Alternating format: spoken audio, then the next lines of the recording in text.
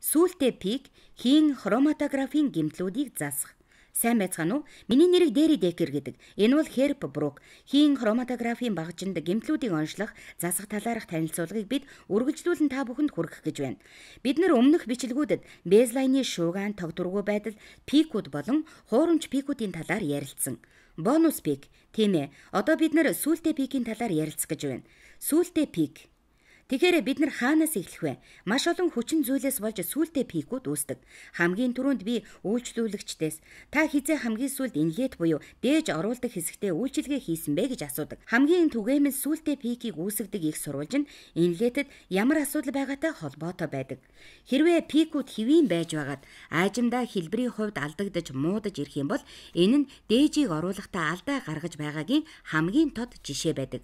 Харин энэ бүхэн гив гинэт болох юм бол 1-2 бохир дээжийг багаажинд оруулснаас болж асуудлыг хурдцгаж шууд үр дүнг нь харуулж байна.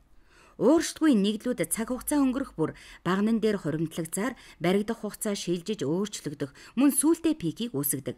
Хагас ууршимтгай нэгдлүүдийн хувьд багны дотор талд бүрхөвч үүсгэх байдлаар бас хуримтлагдж бас адилхан гэмтлүүдийг үүсгэдэг. Тэгэхээр бид нар дээж оруулах хэсгийн буюу инлетийн анхан шатны засвар үйлчилгээ хийх талаар танилцуулах бөгөөд үүнд багны толгоон хэсгээс 10-аас 20 см тайрах талаар бас ярилцсан. Хэдийгээр багныг зайлж цэвэрлэж болох боловч цаг их орох учраас хүмүүс энэ аргыг стандарт болгож бараг хэрэгэлдэггүй. Мэдээж хэрэг аль болох ямар ч бохирдлыг инлетэд болон баганд оруулахгүй байж чадвал маш сайн гэдэг нь ойлгомжтой. Дээжийг бэлтгэж байхдаа дээж цэвэрлэгээний нэмэлт аргууд бол хатуу фазын экстраз, фильтр гэх мэт нэмэлт аргуудыг ашиглаж болох бөгөөд мэдээж хэрэг энэ бол цаг хугацаа мөн нэмэлт аргачлалыг хөгжүүлэх хэрэгтэй болно. Хэрвээ үнэхээр амжилттай хийж чадах юм бол багныг илүү удаан хугацаанд ашиглана. Мөн түүнчлэн хамгаалтын багныг аль болох ашиглаж байх хэрэгтэй. Хамгаалтын багныг хэрэглэснээр бохирдлуудыг өөртөө шингэн авч аналитик буюу шинжилгээний баганд бохирдол орж хуримтлагдахаас сэргийлж өгнө. Мөн шилэн хөвөнгөө сууртан суулгаж өгсөн төрөл бүрийн лайнеруудыг бас ашиглахыг оролдож байгаарай. Энэ зурган дээр шилэн хөвөн бүхий инлетийн лайнерыг харуулж байна. Бохирдол шилэн хөвөнд баригдан үлдэж GC системд нэвтэрч чаддаггүй. Ингэснээр ууршдгүй бохир нэгдлүүд болон бусад зүйлсийг багн руу орохоос өмнө барьж авахд туслах болно. Харамсалтай нь хэрвээ хагас ууршимтгай нэгдлүүд байх юм бол энэ арга тус болохгүй. Зөвхөн багнаар дамжин хөөгдөж гартал нь халаах замаар л зайлуулна. Хэрвээ та бүхэн GC багжны ээлжид засвар үйлчилгээг ойрын үед хийгээгүй бол инжекторыг цэвэрлэж, лайнерыг солин, алтан лац болон септаг сольж тавих хэрэгтэй. Эдгээрийг хийхин тулд хамгийн эхний бичлэгт үзүүлснээр дагаад хийгээрэй. Дотор орсон бохирдлыг арилгасны дараа ч гэсэн бохирдлын гэж үзэх пикүүд байсаар байх юм бол багны идэвхжилтийн талаар бодолцох хэрэгтэй болно. Хэрв та бүхэн нэлээд идэвхтэй химийн нэгдлүүдийг багнаар гүйлгэж байгаа бол багны идэвхтэй хэсэгт барьцалдан үлдсэн байж болно. Дахиад хэлэхэд хэрвээ энэ нь зөвхөн багны толгоон хэсэгт хуримтлагдсан бохирдол, эвдрэл төдий бол энэ хэсгийг тайрчхад болно. Одоо би та бүхэнд яаж хийхийг харуулъя. Багнаа аваад нэг гартаа барина. Та бүхэнд харуулахад эвтэйхэн байлгахын үднээс би зөвхөн багны хэсгнийг барьж байна. Тэгээд би керамик таслагчийг авлаа. Таслагчийг тэмдэрч үзвэл нэг тал нь барзгаар нөгөө тал нь гөлгөр байна. Гөлгөр талын дайруулан багныг ингэж явуулна. Энэ үед бол баг нь тасрахгүй, харин дараа нь жаахан баган дээр хүчтэй дарахад өөрөө амархан хугарна. Мөн дахин арай илүү хуглаад ч асуудал зүгээр болохгүй байгаа бол баг нь бүхэлдээ идэвхжилтэнд орсон байж магадгүй юм. Хэрв тэгсэн бол үүнийг буцаах боломжгүй бөгөөд энэ тохиолдолд багныг бүхэлд нь солих хэрэгтэй болно.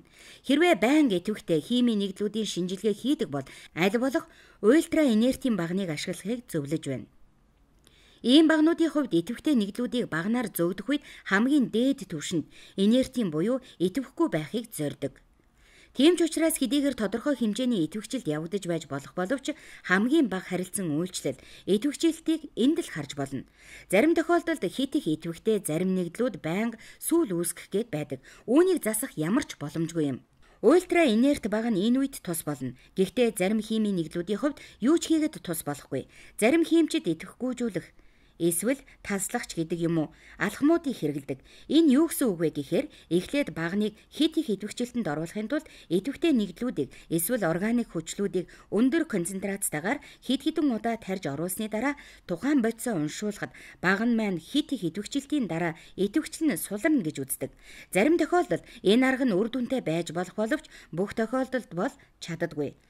Сүүлдээ пикийг үүсгэж буй өөр нэг шалтгаан нь зөөгчхийн урсгалд асуудал үүссэнтэй холбоотой. Үүний шалтгаан нь баганд төвжирэл болох үс хүчтэй хийн урсгалын хуйлрал үүсч шинжлэх гэж бодисууд тойрч гарах гэж байсаар сүүлдээ пикийг үүсгдэг байна. Үүнийг шалгахын тулд харьцангуй ууршилтай цайтай учраас баганд өнгөрүүлэх ихэнх хугацааг урсгалаар зөөгдөн явахдаа зарцуулдаг. Ямар ч идэвхжүүлгүй метан, бутаметийн хийг багаажинд оруулан харж болно.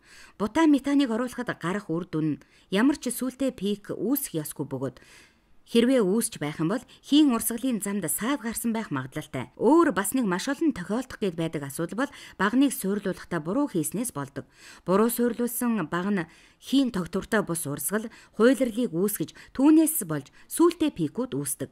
Багныг цэвэрхэн тайрах, инлет болон детектор руу орох багны урт зүв байх, ямар ч хийн алдагдал үүсэхгүй байх зэрэг нь бүгд багны зөв суулгаж өгөхдөө ямар нэг байдлаар хамааралтай. Хэрвээ инлет руу хитрхи урт баг нь орчихсон бол өхмөл орон зайг үүсгэнэ. Харин хитрхи баг урттай багныг шургуулсан бол алтан лацын нүхний доод талд баг нь байрлаж тэр хэсэгт хийн хуйлрал үүснэ. Тэгэхээр хитрхи урт бас баг байх нь сайн биш.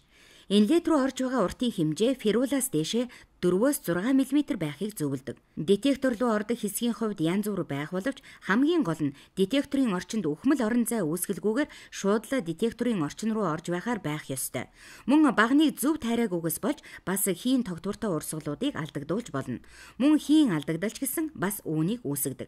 Маш их хэмжээний ууршимтгай бус бодисууд лайнерын шилэн хөвөнд хоримтлагдах, хитэх зүйлүүд шилэн хөвөнд байх гэх мэтээр шалтгаан бол явж өгнө л дөө. Жишээ нь тайлбарлавал тогтвортой жигд урсаж буй голын урсгалд том чулууг шийдэхэд орчин тойронд нь ямар тогтворгүй байдал үүсч чулууны ард эргэн тойронд нь эргэлдэх урсгал үүсэхтэй адилтгаж дүрсэлж бодох хэрэгтэй.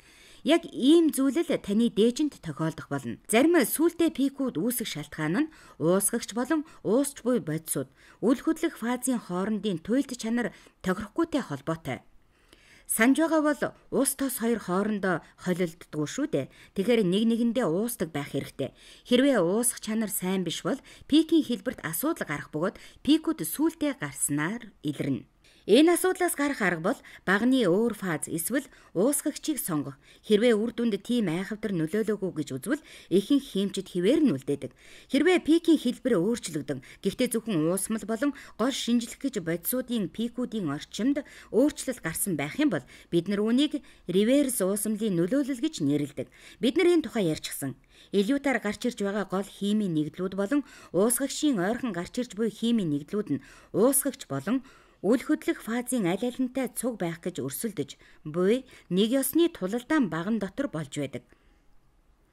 Тийм учраас 3-5 метрийн уртад баригдалтын алгасалт буюу хамгаалтын багны хийж өгдөг бөгөөд энэ асуудлыг шийдэхэд цахиурын кодлоогүй гуурсан баг нь буюу хамгаалтын багны хэрэгэлдэг. Энд би баригдалтын алгасалттай маш богинохон багныг барьж байна. Ихэнхдээ бид нар 2-3 м урттай ийм багныг хэрэгэлдэг бөгөөд үүнийг хамгаалтын багна гэж нэрлэдэг. За ингээд баригдалтын алгасалтыг хэрэглэсний дараа гарч буй шинэ хроматограммыг харцгаая. 8 тэгдэг. Шинжилгээний үр дүн их сайжирсныг та нар харж байна. Уусгагчийн ойр тойронд бага хэмжээний сүүл пикийн өөрчлөлт гарсан байна. Багн руу дээжийг үл хуваагдах байдлаар тарьж оруулахад баригдах хугацааны явцад пикийн сүүл багасч байх юм бол уусгагчийн нөлөөлөлд саад болсноос үүдэлтэй байж болно. Үүнийг арилгахын тулд багны эхний температурыг бууруулах байдлаар уусгагчийн нөлөөллийг сайжруулж болно. Өөрөөр хэлбэл уусгагчийн буцлах температураас 10-аас 20 градусын бага байхад уусгагчид хангалттай байх болно. Бидний энд үзүүлж буй хроматограммын хувьд бид нар буцлах температур нь 69 градус бүхий кексаныг уусгагчаар хэрэглэсэн бөгөөд эхлээд 100-ны температурыг 70 градусаар эхлэхэд ихэнх үедээ их тааруухан уусгагчийн төвлөрлийг үзүүлж байсан. Харин 100-ны температурыг 50 градус болгоход маш сайн төвлөрөл үүсгэж байна. Пикийн өргөсөлтийн хувьд мэдээж ойлгомжтой байна. Хуваагдах тарилтын үед инлетээр орох нийт урсгалын хэмжээг хамгийн багадаа 1 минутанд 20 мл байхыг хүсэх болно. Хэрвээ 1 минутанд 30 мл байвал бүр сайн. Хэрвээ хитрхи удаан байх юм бол энэ жишээн дээр харуулж байгаа шиг пикийн сүүлийг улам их үүсгэх гээд байдаг. Хроматографийн эхний 2 аналитийн хэлбэр алдагдсан байгааг хэлхийг хүсэж байна. Энэ үеийн хуваагдалтын харьцаа хитрхи бага бөгөөд инлетээр орж буй урсгалын хурд хитрхи бага байснаас болж хангалттай дээжийг баган руу нэвтрэх нөхцөлийг өгч чадахгүй байна. Багны хурд энэ үед 1 мм орчим байсан. Хуваагдалтын харьцаа 5-ыг харьцах нь 1 байх үед инлет рүү орох урсгалын хурд дөнгөж 1 минутанд 6 мл, дээр нь нэмээд севтагаар дамжин орж буй зөөгч хий 1 минутанд 3 мл байна. Тийм учраас дээжийг зөөвөрлөхөд маш удаан байх бөгөөд ингэж зөөвөрлөгдөх хугацаанд зарим хурдан ууршдаг бодисууд бол аль хэдийн багнаар гарах тийшээ явж байх болно. Энэ үед пикүүд сүүлдээ гарч ирдэг. Харин сүүлд илүүтээр гарч ирж буй нэгдлүүд хэлбэрийн хувьд зөв болцгоодог.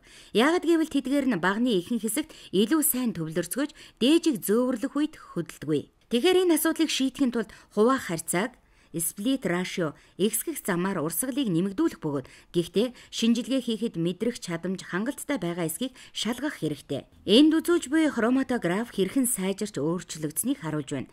За ингээд сүүлдээ пикүүд үүсгдэг тохиолдлуудыг бүгдийг ярьчих шиг боллоо. Тэгэхээр одоо дүгнэлтэндээ орцгоё. Хэрвээ та бүхний хроматографууд дээр гарах пикүүдэд сүүл үүсгэх тохиолдол хэрвээ гевгенет гарч ирсэн бол сайн цэвэрлэгдээгүй дээж байснаас бохирдол инлетэд орсон байх магадлалтай. Хамгийн анхан шатны инлетийн цэвэрлэгээ үйлчилгээг хийгээрэй. Лайнруудыг соль, оранг септа бас алтан лацыг ч гэсэн солиорой. Түүний дараа дахин ийм асуудал гарахаас сэргийлж дээж бэлтгэлийн үе шатуудыг бодох хэрэгтэй. Фильтрүүдийг ашигла. Дараа нь багны идэвхжилтийн тухай энэ асуудлыг шийдэхэд багныг тайрахад болно. Хэрвээ тэгээд ч болохгүй бол багнаас солихоос өөр аргагүй.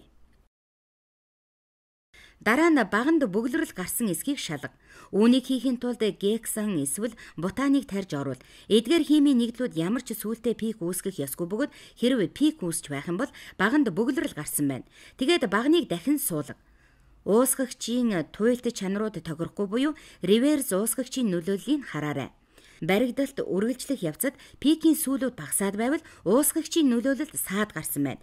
Тийм учраас инлетийн температурыг уусгагчийн буцлах температураас 10-аас 20 градусаар багасгахад энэ асуудал зүгээр болно. Эцэст нь хэлэхэд хуваагдалтын харьцааны тухай хэтэрхий бага байна уу? Энэ талаараа дээрэн ярьсан гэж бодож байна. За ингээд дараагийн пикүүд хуваагдал тэдгээрийг засах талаарх танилцуулганд оръё.